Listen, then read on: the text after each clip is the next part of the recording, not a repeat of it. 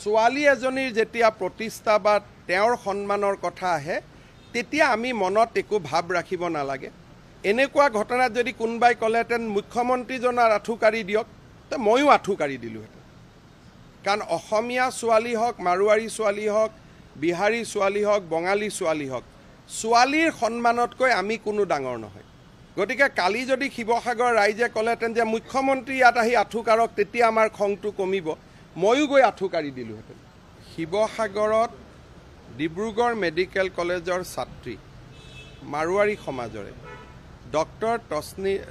Doctor Sarita তছনিৱালক যেতিয়া নিৰ্মমভাৱে হত্যা কৰা হৈছিল, শিৱসাগৰৰ সকলো জাতি জনগোষ্ঠীয়ে মাৰোৱাৰী সমাজখনৰ হৈ থিয় দিছিল।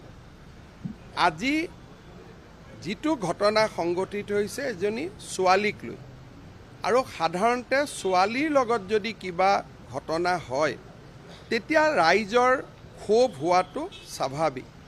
আৰু এই ক্ষোভে দুইটা সম্প্ৰদায়ৰ মাজত, অসমীয়া আৰু মাৰোৱাৰী সম্প্ৰদায়ৰ মাজত সমন্বয়ৰ সাকোডাল ভাঙি দিয়াৰ এটা পৰিৱেশ সৃষ্টি হৈছিল। গতিকে এই ক্ষেত্ৰত ৰাইজে সুন্দৰভাৱে বুজাবুজি কৰি সমস্যাটো সমাধান কৰিছে। মই ভাবোঁ যে ইয়াক আমি মান আৰু সন্মানৰ প্ৰশ্ন হিচাপে ল'ব নালাগে, যিহেতু ইয়াত এগৰাকী ছোৱালীৰ কথা জড়িত হৈ আছে। যদি ছোৱালীৰ কথা জড়িত নহ'লহেঁতেন, চান্দা বৰঙণিৰ কথা থাকিলহেঁতেন, তেতিয়াহ'লে আমি তাত সজোৰে মাত মাতিলোহেঁতেন। কিন্তু চান্দা বৰঙণিৰ কাৰণে এইটো ঘটনা হোৱা নাই, ছোৱালী এজনীৰ কাৰণে ঘটনা হৈছে। আৰু শিৱসাগৰৰ অসমীয়া সমাজখনে মাৰোৱাৰী সমাজৰ ছোৱালী এজনীৰ লগতো যেতিয়া দুৰ্ঘটনা হৈছিল, তেওঁলোকৰ লগতো অসমীয়া সমাজখন থিয় দিছিলে। গতিকে এইটো প্ৰতিষ্ঠাৰ যুদ্ধ নহয়, ছোৱালী এগৰাকীৰ প্ৰতি হোৱা অন্যায়ৰ বিৰুদ্ধে হোৱা ক্ষোভক আমি প্ৰশমন কৰিব চেষ্টা কৰিছোঁ। গতিকে এই বিষয়টোক আপোনালোকে যদি আঁঠু কাঢ়িলে, আঁঠু কাৰ ওচৰত কাঢ়িছে? ৰাইজৰ ওচৰত। ৰাইজতকৈতো ডাঙৰ কোনো নাই। গতিকে ই কোনো প্ৰতিষ্ঠাৰ বিষয় নহয়। মই মাৰোৱাৰী সমাজখনকো আহ্বান জনাম যে এইটো আপোনালোকেও প্ৰতিষ্ঠাৰ বিষয় হিচাপে নল'ব। কাৰণ আমাৰ সৰিতা তছনিৱাল, আমাৰ ছোৱালীজনীৰ ওপৰত যেতিয়া ঘটনা হৈছিল, শিৱসাগৰৰ একেবোৰ দল সংগঠন তেওঁলোকৰ লগতো থিয় দিছিলে। আৰু যোৱাকালি গোটেইকেইটা দল সংগঠনে কৈছে যে আজিৰ পৰা আমাৰ একো নাই, আমি যেনেকৈ আছিলোঁ আমি তেনেকৈ হৈ গ'লোঁ। গতিকে মই ভাবোঁ যে এই ক্ষেত্ৰত ৰাজনৈতিক বিতৰ্ক কৰিব নালাগে। চান্দা বৰঙণিৰ যদি কথা হ'লহেঁতেন তেতিয়া আমি কোনো ক্ষেত্ৰতে এইটো কথা নকলোহেঁতেন।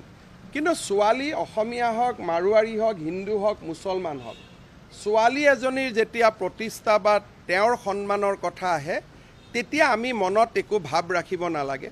এনেকুৱা ঘটনাত যদি কোনোবাই ক'লেহেঁতেন মুখ্যমন্ত্ৰীজনৰ আঁঠু কাঢ়ি দিয়ক, তো ময়ো আঁঠু কাঢ়ি দিলোঁহেঁতেন। কাৰণ অসমীয়া ছোৱালী হওক, মাৰোৱাৰী ছোৱালী হওক, বিহাৰী ছোৱালী হওক, বঙালী ছোৱালী হওক, ছোৱালীৰ সন্মানতকৈ আমি কোনো ডাঙৰ নহয়।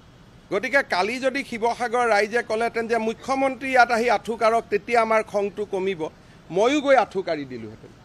গতিকে এই বিষয়টোত, চব বিষয়ত ৰাজনীতি নহয়।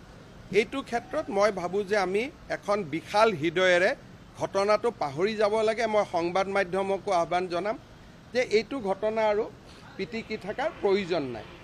লগত মই এটা অনুৰোধ কৰিম, যোৱা দুমাহত 22 গৰাকী অসমীয়া জনজাতীয় ছোৱালীৰ ওপৰত বিভিন্ন ধৰণে সতীত্ব হৰণ কৰাৰ প্ৰচেষ্টা চলোৱা হৈছে, আৰু তেওঁলোক বহুকেইজনী ছোৱালী মৃত্যুমুখতো পৰিছে।